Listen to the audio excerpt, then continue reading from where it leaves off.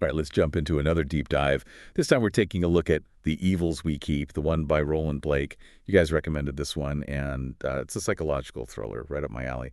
But wow, this book really got to me. It's definitely a book that sticks with you. I think what makes it so fascinating is the way Blake uses those two narratives, Yeah? Sally's diary entries, Right. super raw and emotional, and then you have Laura's story, but it's told from a third-person perspective. It's almost like you're seeing, like, two sides of this really messed up coin. Yeah, it's like you're trying to put these puzzle pieces together, but they're all weird shapes and like the edges are all jagged. Yeah. So let's start with Sally.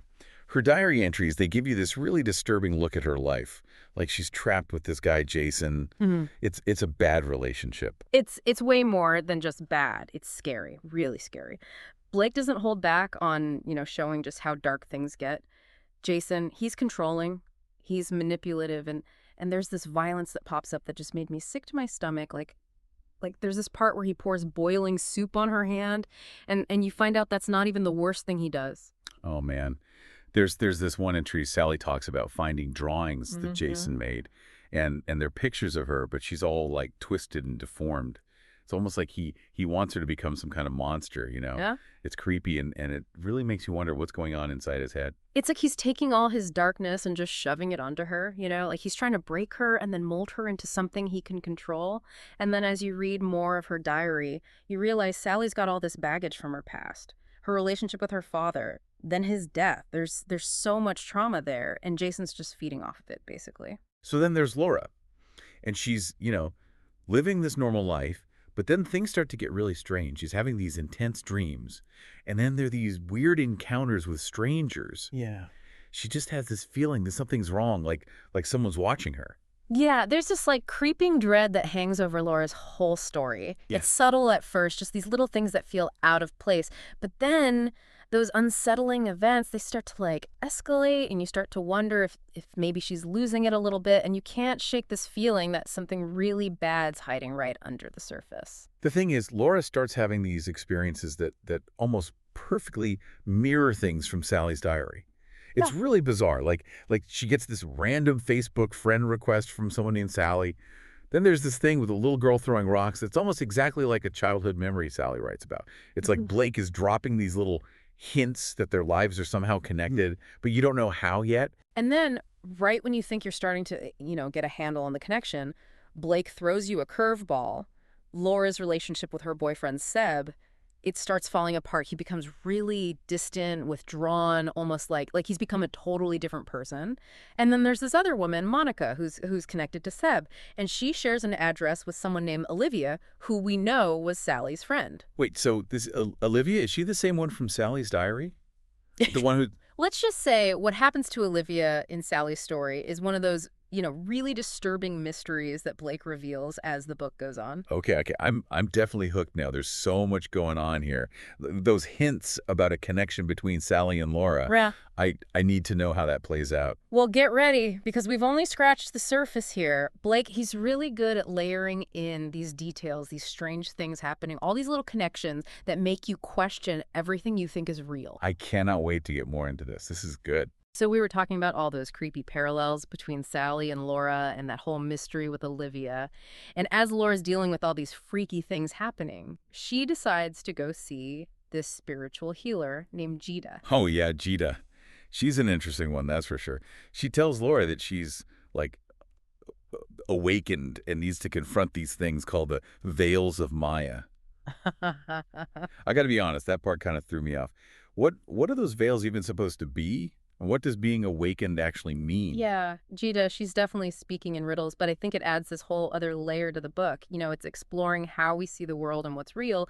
Those veils of Maya, I think they represent the stuff that, clouds our understanding of things. And being awakened means you see through that, you can finally see what's really going on. And in this book, that reality is pretty messed up and supernatural. Okay, that makes sense. And things definitely get more supernatural as Laura's story goes on. She finds Seb's car just abandoned, which leads her to Monica. And it turns out that Monica knew Olivia too, but she calls her by a different name, a name that was in Sally's diary, but not as a friend. Right. It's like all these characters are connected to this mysterious person who had all these different names. Like they're all caught in this web, you know. And as Laura keeps digging, she ends up going back to her childhood home, the one that burned down years ago. Yeah, that's where she finds Sally's honesty box, right?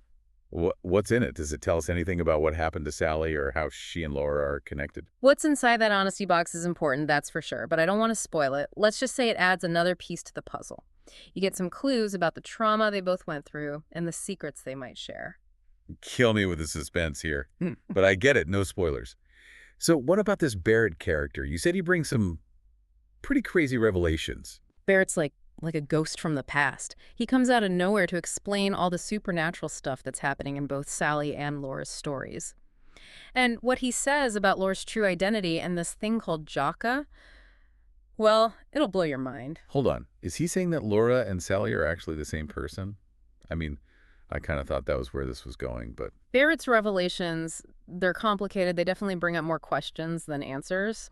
He does say that Sally and Laura are connected, like way more than just coincidence. Their identities are kind of merging, which is, well, it's scary and really sad.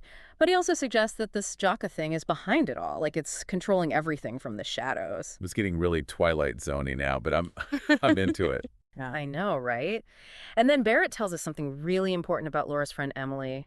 Turns out Emily's got this gift, like a connection to the supernatural. And that might have accidentally had something to do with what happened to Sally. It just adds another layer to the story. Like even the things we do with good intentions can have these terrible consequences when you mix in these hidden forces. Oh, okay. My mind is officially blown. So many questions now.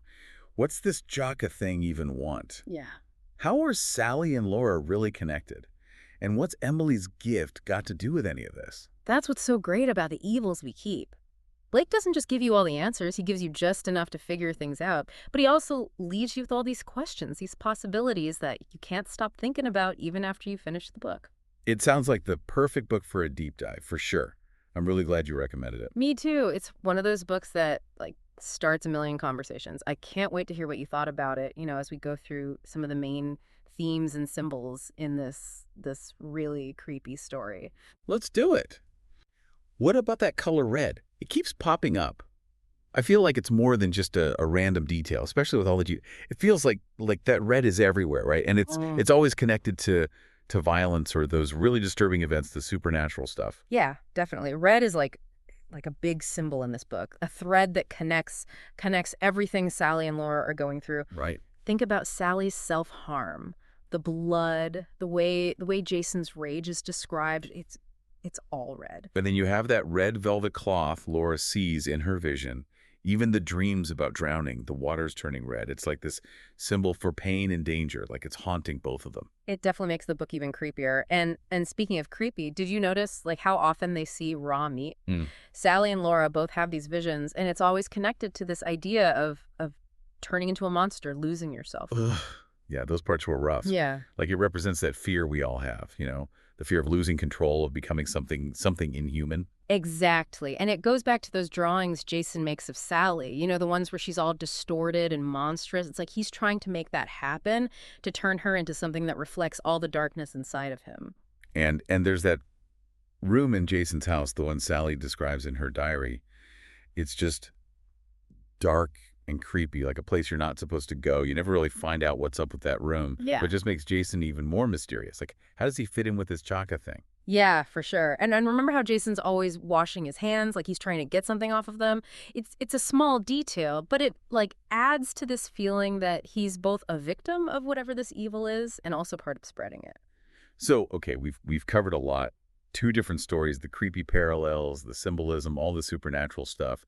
But what does it all mean? What should our listeners take away from this, especially if they, you know, want to go read The Evils We Keep now? I think this book, it makes you think about the things we don't like to admit about ourselves, you know? The darkness that everyone has inside, even if their life looks normal on the outside. It's a story that you can't forget it, and it makes you wonder if maybe there are things we can't understand that are controlling our lives. It's also a reminder that we all have secrets, that we all have some darkness in us.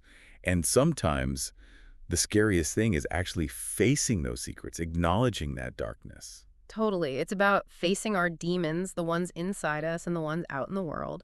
And you're left with this feeling that maybe, just maybe, there are things out there we just can't grasp, forces that are shaping our lives, and we don't even know it. So to everyone listening, if you want a book that'll keep you up at night, one that makes you question everything and think about the mysteries of, the human mind and all the creepy stuff that might be lurking out there, then you got to read The Evils We Keep.